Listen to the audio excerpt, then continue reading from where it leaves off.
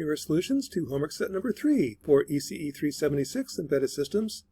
This homework set looks at binary inputs, binary outputs, and LEDs. The first problem is to verify that your board works. The real first problem on the homework is converting temperature to a binary signal. Now a PIC only reads 0 volts and 5 volts as logic 0, logic 1. So the trick is, if I want to convert temperature to something the PIC can read, convert that to a voltage. So we have a thermistor. This is a temperature-sensitive resistor. As temperature goes up, the resistance goes down. Here's roughly the relationship. If I wanted to turn on at 35 degrees Celsius, then what I need to do is take resistance, convert it to voltage. So one way to do that is a voltage divider. With this voltage divider, at 35 degrees Celsius, R is 653 ohms. Calculating the voltage is 2.83 volts. So I want to switch at 2.83 volts. So there's a comparator switching at 2.83 volts. For the plus or minus, take the limits. When it's really, really hot, I want Vy to be high. When it's really, really hot, this goes to 0 ohms.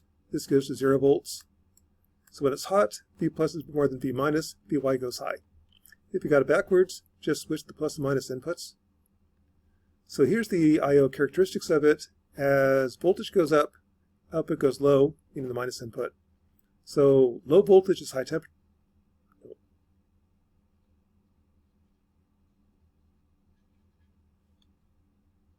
That's right. Low voltage is high temperature. High voltage is low temperature. Kind of inverse relationship. Problem 2, add hysteresis. So what this does is I want to turn on at 40 Celsius, turn off at 35 Celsius. So again, the trick is take your thermistor, convert it to voltage. I chose a 1K resistor. I chose a 500 ohm resistor. That converts this voltage to either 2.8 volts or 2.5 volts. So here's what I want. I want to turn on at 2.5 volts, 40 Celsius, turn off at 2.8 volts. Since the on voltage is less than the off voltage, I connect to the minus input. The offset is where it turns on. I turn on at 2.58 volts. And the gain is the slope. The output changes by 5 volts. As the input changes by 0.3 volts, gives you 19 to 1. Make these resistors 19 to 1, and there's your Schmidt trigger. Problem 3 looks at an LED. In your lab kit, there's a Piranha LED. It's just a little square LED, looks like this, with 4 prongs on it. That's actually 1 pixel on a scoreboard. That's your RGB LED. To get it to power on at 15 milliamps, I want to add a resistor to limit the current. For the red LED, this is 2 volts for an ideal diode. This is 3.2 volts. This is 3.2. So to set the current, when the PIC outputs 5 volts, 5 minus 2 over 50 milliamps gives you 200 ohms. 5 minus 3.2 over 50 milliamps gives you 120 and 120. So I want the resistors to be 200, 120, 120. At that point, the PIC can drive the LED at 50 milliamps. Red, green, blue. When they're all turned on, you get white. Problem 4. Design a circuit to drive a 3-watt LED at 1000 milliamps. Now in this case, a PIC cannot drive 1000 milliamps, so I need a buffer circuit. That is a transistor. So what I want is when the PIC outputs 0 volts, it turns off. That's easy. When this is 0 volts, this is a diode. I need 0.7 volts to turn on a diode. 0 doesn't turn on the diode, so the current is 0. If IB is 0, IC is 0, it turns off. Off is easy. The on voltage is where you got to work. So when this is 5 volts, I want this to turn on. To find RC, when this turns on, this is roughly 0.2 volts when it saturates the transistor. This is 3 volts. An LEDs have pretty much a fixed voltage drop when they turn on, leaving 1.8 volts. 1.8 volts at 1000 milliamps is 1.8 ohms. That sets RC. To find IB, the minimum current I need is IC over beta. If beta is 300, this has to be at least 3.3 milliamps. It can't be more than 25 milliamps because that's all the PIC can output. Pick a number between 3.3 and 25. I chose 10. It's a nice number. If this is 10 milliamps, then I can find the resistance. 5 minus 0.7 over 10 milliamps is 430 ohms. So this one can actually vary quite a bit. As long as the current's between 3.3 and 25 milliamps, it's a valid solution. This one's important though. That one sets the current. Problem 6 looks at timing. If I want to build or output a fixed frequency, what I'm going to do is output a square wave. I'm going to toggle it and then wait. This wait determines the frequency. For a frequency of 116.541 Hertz, I want to wait 42,000 clocks. So what I could do is have 42,000 no-ops in a row, not very stylish, or have a wait loop. So here's a wait loop. The total wait time is, this has 1, 2, 3, 4, 5, 6, 7, 8, 9, plus 1 for a go-to. This is 10 clocks. That's executed B times, executed A times. Plus the green section of code is 1, 2, 3, 4, 5 clocks, 4 plus 1 for go-to. That's executed A times. And the black section of code is 4 clocks. So the total time is 10AB plus 5A plus 4. Make that combination 42,903. One way to do that, complete overkill, but in MATLAB, I can go through every permutation of A and B. A is limited to be between 1 and 255. B is between 1 and 255. Calculate N, find out which number is closest, and return that answer.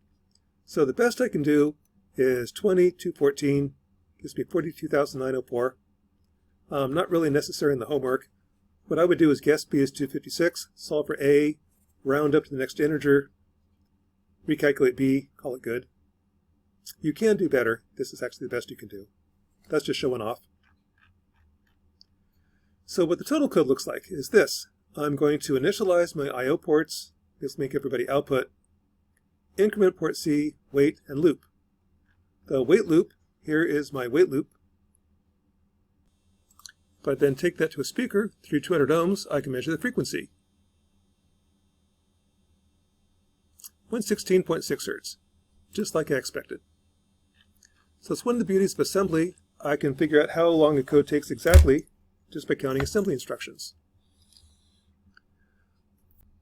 The last set of problems is turn your PIC into an LED flashlight. So here what I'm going to do is when I hit a button, I'm going to turn on different LEDs, different pins. This will be tied to an RGB LED like we had before. So this outputs RC0, RC1, RC2, all 3 lights.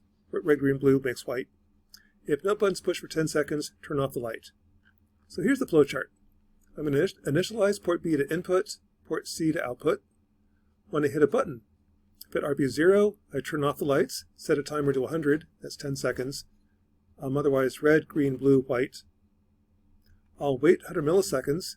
What that does is counting to 100 times 10 milliseconds, or 100 milliseconds is 10 seconds. I'll decrement time. If time gets to 0, or 10 seconds, I'll turn off the lights, output the color, then repeat. So that's the idea. In terms of coding, what I'll do is use subroutines. I'm going to go through the first loop. This is loop 1, the main loop. If I hit button 0, I'll call subroutine off. If I hit button 1, call subroutine red, green, blue, white. I'll then wait 100 milliseconds, decrement time. This decrements skip if not 0. So if we go 100, 99, 98, 97, and keep on skipping. When I get to 0, I won't skip, then I'll clear color. I'll then move color to port C, move time to port D. Not necessary, but helps in debugging your code. Then repeat. For these subroutines, off, turns off, clears the color, sets 10 seconds to time, returns red, turns on the first LED, sets the time to 10 seconds, returns green, blue, white. The wait routine just waits 100 milliseconds and initialize. So let's see that puppy run. So if I hit RB1, it turns on the first light, that's red. Here's my counter. When I get to 0, it turns off the light. and there's 0, turns it off. This is green, blue, white, and every time you hit a button, it resets the counter. If I do white, wait 10 seconds, 3, 4, 5, 6, 7, 8, 9, 10. Light turns off. She works. So that is homework set number 3 for 376. When you're done, you have an LED flashlight. Again, don't actually have the RGB LEDs attached, but if you did, I'd have the colors. Homework 3 for 376.